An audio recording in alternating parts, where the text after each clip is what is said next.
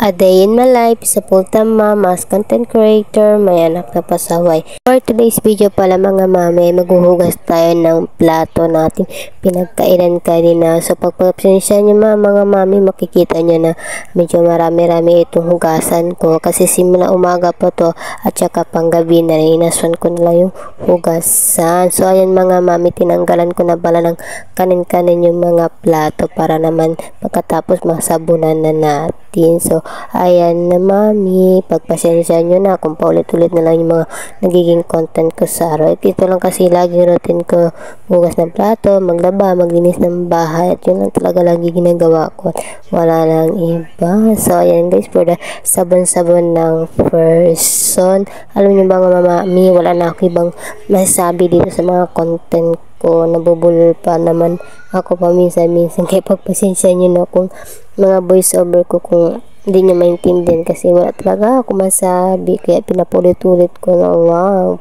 So ayan mga mami, inuna ko na pala yung mga baso, at yun talaga yung lagi ko inuna guys kapag maghuhugas ako ng plato guys, mga baso, at pagkatapos ng mga baso, kutsara, tinidor, tsaka yung pagkatapos yung mangkok, at saka yung plato na rin. Pagkatapos ng lahat-lahat na guys, edi magbanlaw naman ang person.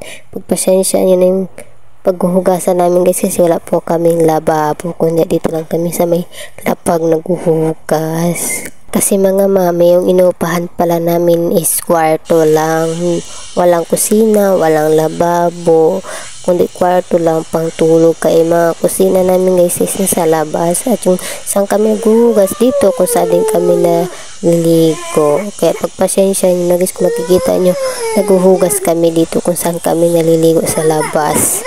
Pagpasensya nyo na mga guys, yung background ko nagising kasi yung anak ko. So ayan guys, natapos na ako sa pagsasabon. Dito naman tayo sa pagbabanlaw. Bigla kasi nagising yung anak ko guys, kaya marinig nyo dito sa background yung sigawan niya.